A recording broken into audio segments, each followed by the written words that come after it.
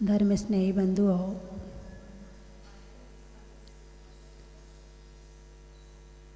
अनाणम पचक्खाड़म।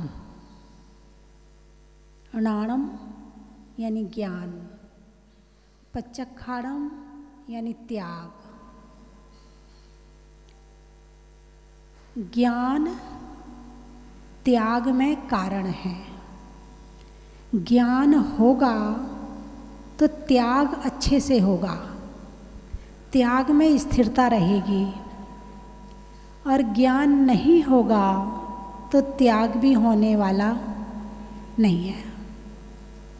आप कहीं गए, किसी की शादी में गए और वहाँ आपको पता चला कि भोजन कुछ गड़बड़ है। क्या पता चला? भोजन कुछ गड़बड़ है। आपके पहले वाले ग्रुप को पता नहीं चला था तो वो तो खा के चला गया, लेकिन आपको पता चल गया कि भोजन में कुछ गड़बड़ है। आप खाओगे? अरे बोलिए ना, क्यों? क्योंकि ज्ञान हो गया। क्योंकि ज्ञान हो गया। जिनको ज्ञान नहीं हुआ था वो खा के चले गए और जाके उनकी तबीयत भी खराब हो गई।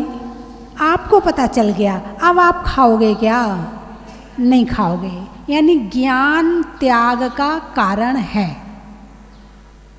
ना?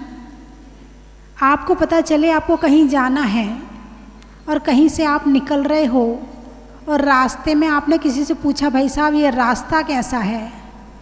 दुकान वाले ने कहा, भाई साहब हाथ जोड़ के निवेदन है आप रात्रि विश्राम यहीं कहीं कर लें, ये रास्ता बड़ा खराब है, यहाँ पर लुट जाते हैं, मत जाइए, आपसे निवेदन है। उसने आपको बता दिया कि यहाँ हर रोज़ गाड़ियाँ लुटती हैं। अब आप जाओगे क्या? नहीं जाओगे। क्यों? ज्ञान हो गया। ज्ञान होते ही आप उस रास्ते से रात में नहीं जाओगे। अब वो रास्ता दिन में भी लुट जाता है, दिन में भी लूट लेता है, तो वो दुकान वाला कहेगा, भाई साहब आप यहाँ से नहीं, आप इस रास्ते से चले जाओ, इस रास्ते में बड़ा खतरा है। अब आप दिन में भी उस रास्ते में जाओगे क्या? नहीं। क्यों? क्योंकि ज्ञान हो गया, है ना? अब आपको पता चल गया कि आपको शुगर की बीमारी है। ज्ञान हो गया कि शुगर की बीमारी है। जब तक ज्ञान नहीं था तो डट के शुगर खा रहे थे, पूरे पेल के खा रहे थे, लेकिन तबीयत खराब हो रही। अब तबीयत क्यों खराब हो रही पता ही नहीं चला। आजकल ऐसा लग रहा है, ऐसा लग रहा है, ऐसा लग रहा है। 15 दिन हो गए, महीना भर हो गए, बड़ी तबीयत सी खराब रहती है। तो किसी ने कहा, भाई साहब आप एक बार जाके ज़रा चेक करवा लो। डॉक्टर के पास गए, डॉक्टर ने कहा अपनी शुगर चेक करवाओ। शुगर 300 आई। ओहो, अब तो शुगर हो गई। अब चीनी खाओगे? अरे बोलिए ना, नहीं खाओगे। क्यों नहीं खाओगे? ज्ञान हो गया। किस बात का ज्ञान हो गया? मुझे शुगर की बीमारी हो गई। अब चीनी आपको बहुत पसंद है, अब खाओगे? नहीं खाओगे। पसंद है फिर भी नहीं खाओगे। अब तो ऐसी लगेगी, चीनी दुश्मन सी लगेगी। कहाँ से भगवान ने चीनी नाम की चीज़ पैदा कर दी? ये दुनिया में चीनी होती नहीं तो शुगर की बीमारी होती नहीं। खुद के खाने पर कंट्रोल नहीं था उसको नहीं कहेंगे। खुद के खाने पे कंट्रोल नहीं था, मेहनत करते नहीं थे, मेहनत के काम नहीं करते थे, पैदल नहीं चलते थे।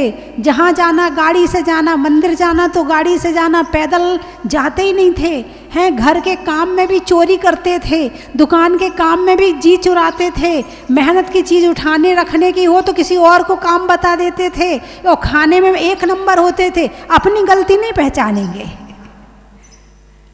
अपनी गलती तो मानेंगे नहीं। भगवान ने तो दुनिया में चीनी नाम की चीज़ बना के बहुत गलत किया। देखो कितने लोगों को शुगर हो रही है, कितने लोग परेशान हो रहे हैं। यदि चीनी होती नहीं तो लोगों को शुगर की बीमारी भी। दोष किसको दे रहे हो?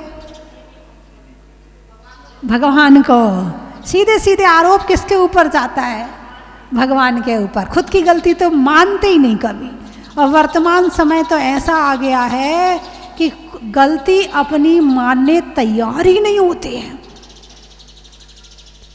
कोई ये कह नहीं सकता है कि चाहे कितनी बड़ी बात हो, मेरी गलती तो है ही नहीं है, ये तो सामने वाले ने ऐसा किया इसलिए ऐसा हो गया, वो तो मैं नींद में थी इसलिए हो गया, वो तो मैं आलस में थी इसलिए ऐसा हो गया, अरे वो तो अचानक मुंह से निकल गया इसलिए मैंने बोल दिया, अरे वो तो मैं ऐसा सोच रही थी ना इसलिए ऐसा हो गया।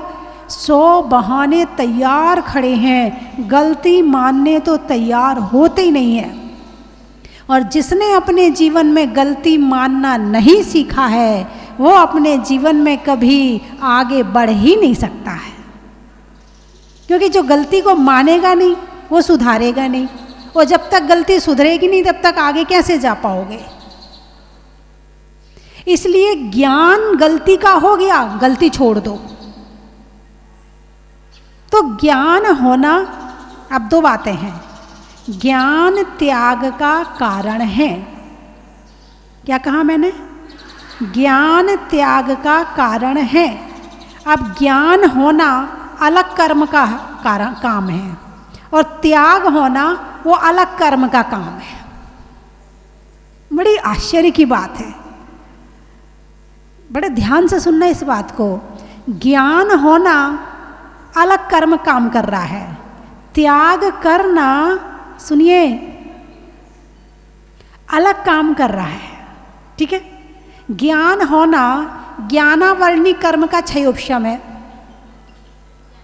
ज्ञान होना ज्ञानावर्णी कर्म का क्षयोपशम है, और त्याग करना मोहिनी कर्म का क्षयोपशम है। अब 2 कर्म काम कर रहे हैं। अब ज्ञान तो हो गया कि रात्रि भोजन करने में पाप लगता है, लेकिन छोड़ नहीं रहे। क्या? ज्ञान हो गया कि ऐसा ऐसा काम करने से पाप कर्म का बंद होता है, मगर छोड़ नहीं रहे। कौन सा कर्म काम कर रहा है? ज्ञान तो हो गया। यहाँ जितने बैठे हैं ना, एक भी अज्ञानी नहीं है।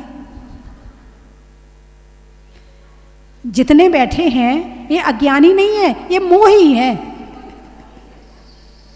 अब अज्ञानी में और मोहिनी में अंतर हो गया। ज्ञानी अलग है और मोही अलग है। ज्ञान हो गया ये अलग बात है। तो ज्ञान के मामले में आप पीछे नहीं है। जैनी बहुत होशियार है। ज्ञान के मामले में जैनी 1 नंबर है।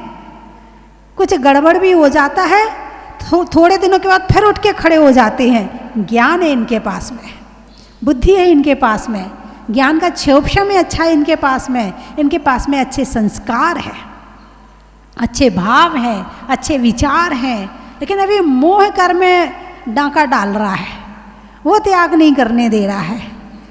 हैं? मोह कर में तो अपनी तरफ खींच के रखता है। अरे रात को भूख लग गई तो, दुकान से देर से आए तो, कहीं शादी में जाना पड़ा तो, इतने सारे तो तैयार रहते हैं। इस तो के चक्कर में त्याग छूट जाता है।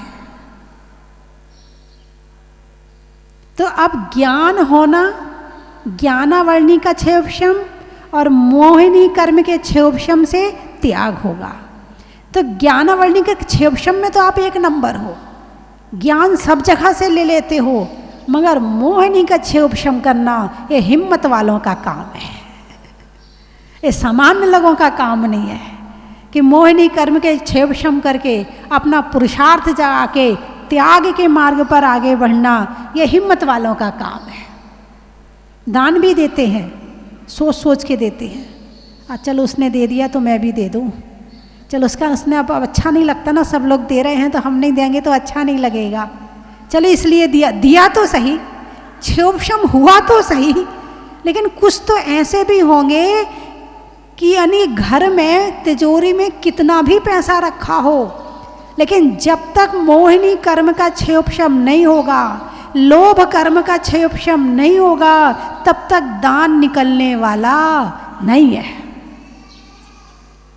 दान तब दिया जाएगा जब धन से थोड़ा सा मोह कम होगा और दान देने की भावना पैदा होगी, तब दान दिया जाएगा। ये दान ऐसे नहीं दिया जाएगा।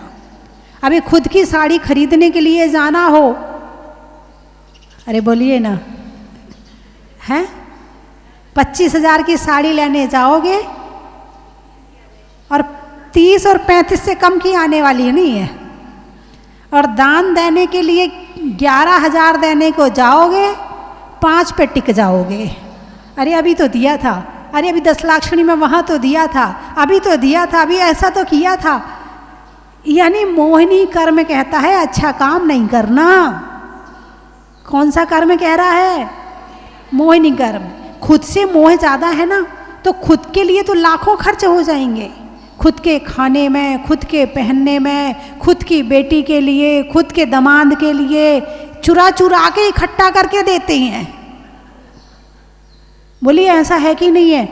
अपनी बेटी आएगी, उसे पैसे देने के लिए लगेंगे तो जो खर्चे के पैसे मिलते हैं उसमें से निकाल निकाल के देते हैं। क्या चोरी कर कर के दान दिया कभी? अरे दान देने का भाव बहुत है, हैं ये तो देते नहीं है, चल मैं धीरे धीरे इकट्ठा कर लूँ, मैं ही दान दे लूँगी, ऐसे भाव हुए कभी? होते? चलो अपने लिए तालियां बजा लो यदि होते हैं तो। होते। दिल्ली वालों को मैं पहले से जानती हूँ, ये काफ़ी हर चीज़ में ये महिला मंडल जो है ना, आपको बता रही हूँ, अभी बहुत अच्छा महिला मंडल है। और जैन धर्म के हर कार्य में, चाहे दान में हो, चाहे ज्ञान में हो, चाहे सेवा में हो, चाहे भक्ति में हो, चाहे पूजा में हो। एक बार ये अहिंसा विहार का ये महिला मंडल, दिल्ली अहिंसा विहार का, एक बार इसके लिए जोरदार तालियां बजाइए। और श्रीमती निगम जैन अध्यक्ष हैं क्या? हैं? अभी परमानेंट अध्यक्ष है, डायरेक्टर बना दिया इनको, परमानेंट बना दिया, बहुत बढ़िया। तीर्थ में ले जाने वाली भी यही हैं, श्रीमती बीना जैन और श्रीमती सरिता जैन, संगीता जैन मंत्री हैं। बहुत बढ़िया, ऐसे ही होना चाहिए। एक नेता हो तो काम हो जाता है, और सारे नेता बन जाएंगे तो काम होने वाला नहीं है। ठीक है। अच्छा, ये जो औरंगाबाद से महिला मंडल आया है, ये सारी बहुएं मुझे बड़ा अच्छा लग रहा है देख के, बहुत अच्छा लग रहा है देख के। यदि इस उम्र की महिलाएं धर्म में आगे आ जाएंगी तो हमारी आने वाली पीढ़ी संस्कारित हो जाएगी। क्योंकि यदि इस उम्र की महिलाओं को संस्कारित करने में यदि स्वयं संस्कारित हैं तो इनके बच्चे अवश्य संस्कारित होंगे। और एक ही ड्रेस में आई है, और लाल रंग ऊर्जा का है, ऊर्जा का प्रतीक है। हाँ, ऊर्जा का, ऊर्जावान है, ऊर्जा बढ़ रही है आपके अंदर में। और इनमें से कुछ जो महिलाएं हैं उनको मैंने कुमारी अवस्था में देखा हुआ है, छिंदवाड़ा की है, और भी कई महिलाएं हैं परिचित हैं, लेकिन मुझे तो सारे चेहरे ऐसे लग रहे हैं कि सारे पहले देखे हुए हैं। बहुत अच्छा लगा, बहुत अच्छा लगा। मैं तो ये कहती हमेशा कि घर में यदि पुरुष धर्म कम कर ले तो चल जाएगा, लेकिन यदि नारी धर्म ना करे तो नहीं चलने वाला है। जैसे आपने चक्की देखी, पुराने लोगों के चक्की पीसते हुए देखा, एक पार्ट नीचे होता है पत्थर का, एक पार्ट ऊपर होता है जो घूमता रहता है। नीचे का पार्ट घूमता नहीं है, स्थिर रहता है, और ऊपर का पार्ट घूमता रहता है। उस ऊपर के पार्ट को घूमने में बीच में एक कील लगी होती है ना। जो पत्थर तो घूमता रहता है लेकिन वो कील नहीं घूमती है। यदि वो कील घूम जाए तो फिर आटा पिसने वाला नहीं है। तो ये जो नारी है ना, इस चक्की की कील है, धुरी है। ये नारी जब तक स्थिर रहेगी धर्म में तो आटा बढ़िया पिसता रहेगा, और जिस दिन इसका धर्म छूट जाएगा उस दिन सब कुछ गड़बड़ हो जाएगा। आप लोग प्रवचन सुनते हैं, ये बहुत अच्छी बात है, क्योंकि ज्ञान कहाँ से मिलेगा? धर्म, भाई हमें धर्म करना, हमें धर्म करना, मगर ज्ञान ही नहीं कि धर्म कैसे करना। तो इसके लिए ज्ञान जरूरी है, और ज्ञान के लिए आपके घर में टीवी है। आप भले यहाँ आकर रोज प्रवचन नहीं सुन पाते हैं, लेकिन आप घर में बैठ कर के टीवी चालू कर देते हैं, आपका कई बार काम भी चलता रहता है, कई बार बैठ के भी सुन लेते हैं। कुछ लोग होते भाई नहीं, काम करते करते तो कुछ बातें निकल जाती है, समझ में नहीं आती, हम तो बैठ के सुनेंगे। कुछ काम बाद में और कुछ काम पहले कर लेते हैं, प्रवचन के समय बैठ के सुन लेते हैं। कुछ लोग का बहुत ज़रूरी काम होता है, बहुत ज़रूरी काम भाई हो जाता है कई बार, तो वो काम करते करते भी सुन लेती है। तो नारी का धर्म करना अत्यंत ज़रूरी है। और वर्तमान समय की नारी में एक बीमारी पैदा हो गई है। बताइए कौन सी बीमारी? अरे मोबाइल तो बाद में है, पैसा कमाने की बीमारी। मोबाइल की तो है ही है, पैसा कमाने की बीमारी। हम सेल्फ डिपेंड रहेंगे, हम क्यों सुने किसी की? हम छोटे थोड़ी हैं, हम उनसे कम हैं क्या? अपना अहंकार बनाए रखने के लिए अब बेचारी वो 18 घंटे मेहनत करती हैं और शाम को ऐसी हो जाती, दम तो है नहीं, दम तो है नहीं शरीर में। हम नौकरी भी करना और घर भी चलाना, फिर वो बच्चा जो उनका जन्म लेता है वो अनाथ हो जाता है।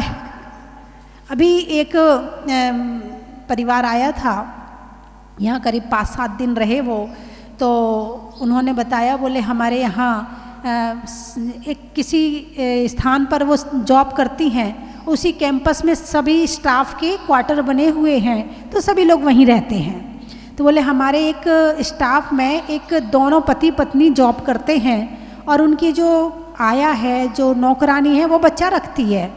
अब आया तो आया है, नौकरानी तो नौकरानी है। अपने बच्चे को तो हिला हिला के खिलाएगी, और दूसरे के बच्चे को तो तू बैठ और मैं टीवी देख रही। और हुआ यही, अब वो बिल्कुल 1-2 महीने का बच्चा था और उसने उसके भरोसे छोड़ दिया। तो मैंने कई बार बताया है कि जब तक बच्चों के सामने माँ बाप की और सभी लोग की एक्टिविटी नहीं होती है, तब तक बच्चा सीखता नहीं है। मैंने ये बात कई बार बताई आपको। बच्चे को सीखने के लिए घर में 4 लोगों की ज़रूरत तो होती है। जो लोग अकेले रहते हैं ना, या तो वो बच्चा परेशान हो जाता है या वो माँ परेशान हो जाती है। और जो सामूहिक परिवार में रहते हैं तो बच्चा टैलेंटेड अपने आप ही हो जाता है, करने की ज़रूरत ही नहीं पड़ती है। 4 जनों की गोदी में जाएगा, 4 बच्चों के साथ खेलेगा, तुम्हें मेहनत करने की ज़रूरत नहीं, वो अपने आप पल जाएगा। तो पहले तो पड़ोस में भी आना जाना होता था सबका, अब तो पड़ोसी नहीं मिलते आसपास में। तो वो हुआ यूं कि उस बच्चे के साथ में आया ने एक्टिविटी करी नहीं, या तो वो अपनी टीवी खोल के बैठ जाती या अपना मोबाइल खोल के बैठ जाती, और 18 घंटे 15 घंटे वो बच्चा बिना एक्टिविटी के रहा, बाकी समय वो सो जाता था। अब वो बच्चा 2-2.5 साल का हो गया, देखता तो है, एक्टिविटी कुछ है नहीं उसके अंदर में। सोचना, उसकी बुद्धि का विकास बचपन से हुआ नहीं कुछ भी, तो उसकी वो जो क्रियाएं थी वो सब खत्म हो गई। तो वो जो थी, यहाँ आए थे, बोले माताजी मेरी तो सास घर में रहती है, तो मैं तो बड़ी सुखी हूँ कि मेरे बच्चे में इस तरह की कोई बात नहीं है। और नहीं तो जिनके बच्चे जो दोनों नौकरी करते हैं, उनके बच्चे इसी तरह से मंदबुद्धि होते नहीं है, हो जाते हैं। और जो माताएं घर में रहती हैं, बचपन से नमोकार मंत्र सुनने मिलता है, भक्तांबर सुनने मिलता है, प्रवचन सुनने मिलते हैं बच्चों को, सारी एक्टिविटी होती है घर में। सास होती, सास को बुरा मत कहो, सास यदि तुम्हारे घर में है तो तुम्हारे बच्चे के आधे विकास का कारण तुम्हारी सास बनेगी। और आजकल तो सास से बच्चा खींच के ले आते, तुम तो गंदी आदत डाल दोगी, तुम तो ये कर दोगी, तुम तो वो कर दोगी, और सास से बच्चा खींच के ले आते। नहीं, जो ममता एक दादी के अंदर पोते के प्रति होती है, माँ के अंदर भी उतनी नहीं होती है। जितना दादी पोते को चाहती है, उतना माता पिता भी नहीं चाहते हैं। और जो भावनाएं, उनकी किरणें, जो प्रेम की किरणें बच्चों के लिए दादी के अंदर से निकलेगी, और उससे जो उसका पोषण होगा वो आप नहीं कर सकते हो।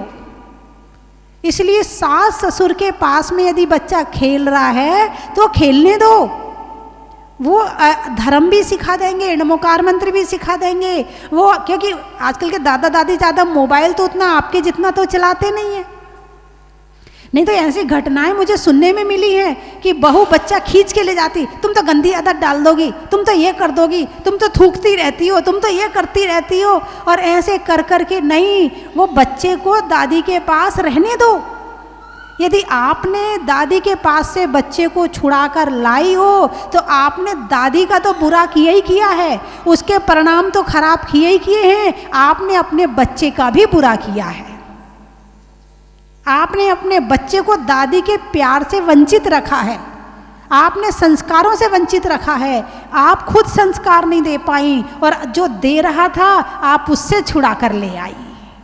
आपने गलत किया है, आपने डबल पाप का बंद किया है। एक तो आपने अपनी सास का दिल दुखाया, आपको नहीं पता है कि सास के अंदर पोते के प्रति खुद नहीं खाएगी। मैंने तो देखा है, छुपा छुपा के माँ नहीं देती है और दादी पीछे से छुपा के ले ले जा, ले ले जा।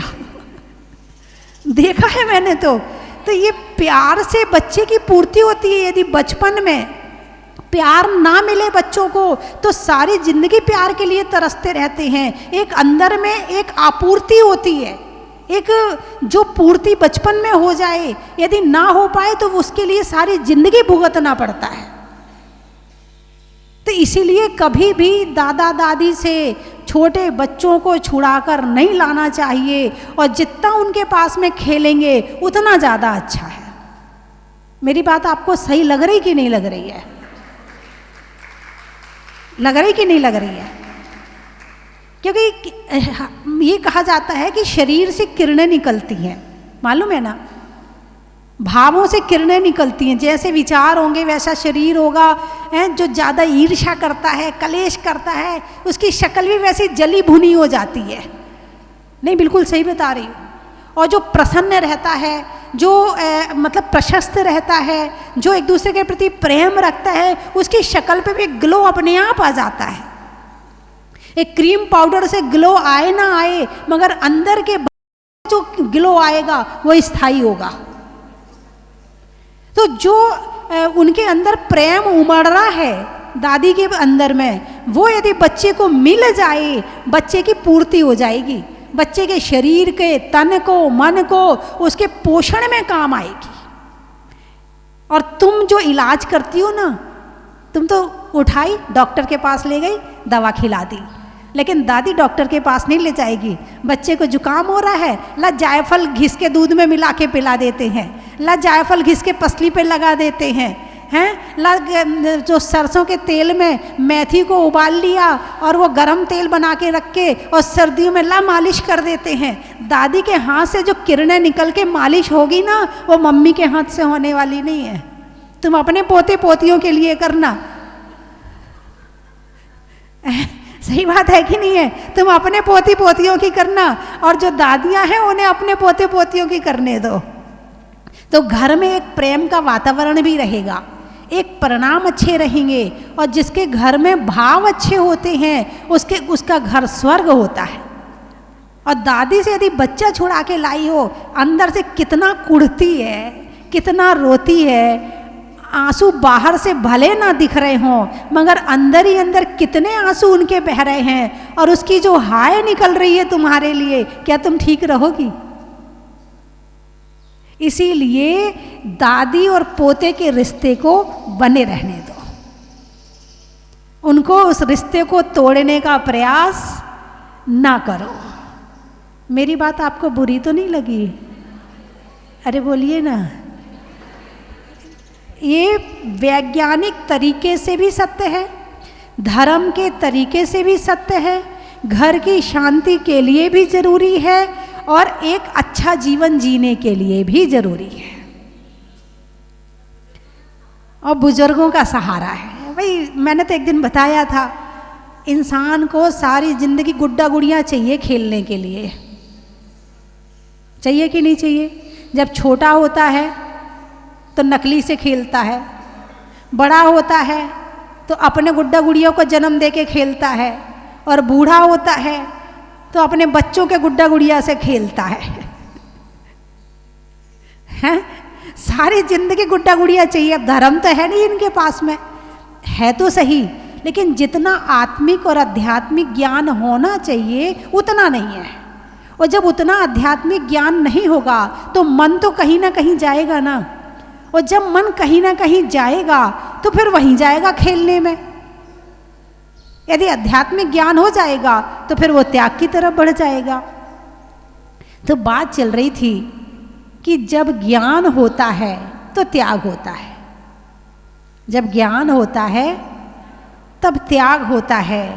ज्ञान हुआ नहीं है, त्याग हुआ नहीं है, और जो चाहिए था वो मिला नहीं है, तो परिणाम तो खराब होंगे ही होंगे।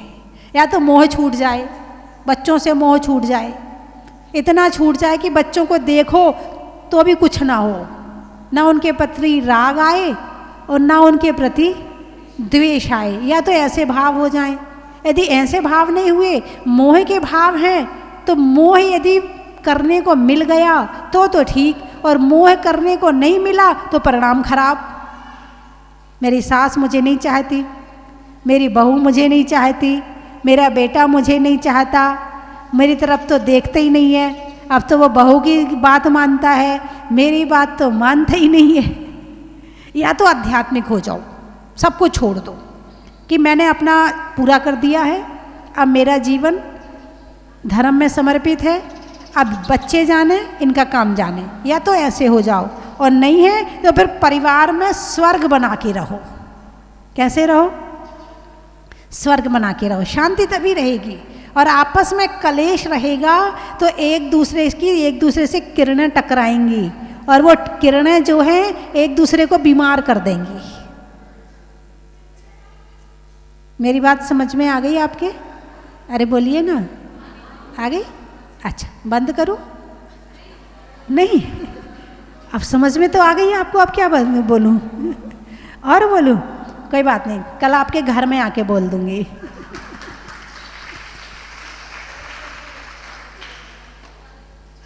सुनते हो ना? वहां सुने तो यहाँ आए, और यहाँ सुने तो अब घर जाके सुनोगे, है ना? शाम को मिलेंगे। एक वैसे आपके हिसाब से तो आपको तो शिविर में आना चाहिए था 10 दिन के लिए। आपके हिसाब से जो आप लोग बैठे हैं, तो आपके हिसाब से आपको शिविर में आना चाहिए था, 10 दिन यहीं रहना चाहिए था। अब 10 दिन नहीं तो 2 दिन तो रहो। अभी तो ये बहुएं हैं, इनसे तो नहीं कहूँगी क्योंकि बच्चे छोटे होंगे। अभी इतना यहाँ आ गई, ये भी बहुत बड़ी बात है, इतना छोड़ सके आ गई घर वालों। क्या बात है, क्या बात है। दादी का कितना सहारा है कि बहुएं जो है आराम से यात्रा कर रही हैं, और दादी नहीं होती तो यात्रा कैसे होती?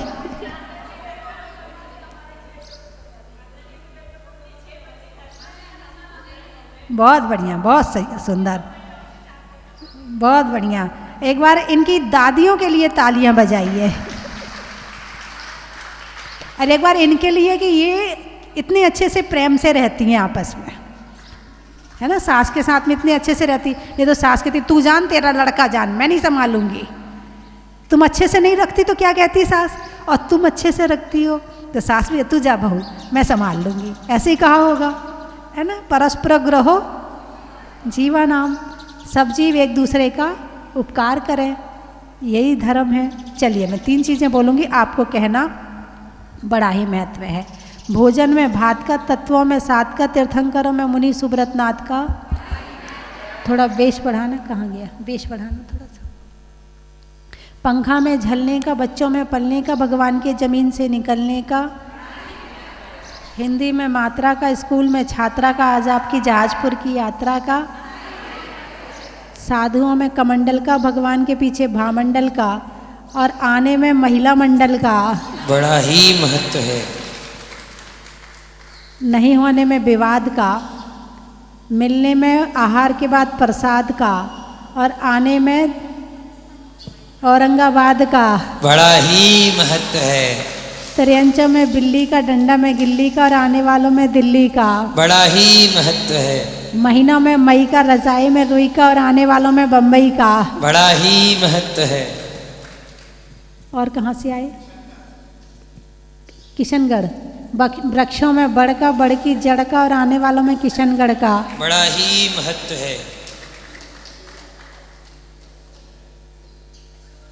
पानी में मगर का, चलने में डगर का और आने वालों में अशोकनगर का। बड़ा ही महत्व है। हिसार हरियाणा। अच्छा। शास्त्रों में समय सार का, तीर्थों में गिरनार का और आने वालों में हिसार का। बड़ा ही महत्व है। बिजली में तार का, सप्ताह में वार का और दिल्ली में अहिंसा विहार का। बड़ी वाली है 13। सेलिया, सेलिया। अच्छा। सावन में बिया का, दिवाली में दिया का और आने वालों में सेलिया का। बड़ा ही महत्व है। झांसी। अच्छा। ज्योतिष में राशि का, राजा की दासी का और आने वालों में झांसी का। बड़ा ही महत्व है। तालबेट, ताल बेहट। अच्छा। गांव में हट का, वृक्षों में बट का और आने वालों में ताल बेहट का। बड़ा ही महत्व है। हो गए सारे? छिंदवाड़ा के? हाँ, पिहर का तो बताना ही पड़ेगा। रहने के लिए बाड़ा का, जनवरी में जाड़ा का और आने वालों में छिंदवाड़ा का। बड़ा ही महत्व है। बोलिए 2400। नागपुर, जयपुर, जितने पुर वाले सब एक साथ हो जाओ। गाने में सुर का, नृत्य में नूपुर का, आने वालों में जयपुर का। नागपुर का बड़ा ही महत्व है। धामनोद, धामपुर मुरादाबाद के पास। अच्छा। रिश्तों में ससुर का, देवों में असुर का और आने वालों में धामपुर का। बड़ा ही महत्व है। बोलिए 2400 भगवान की।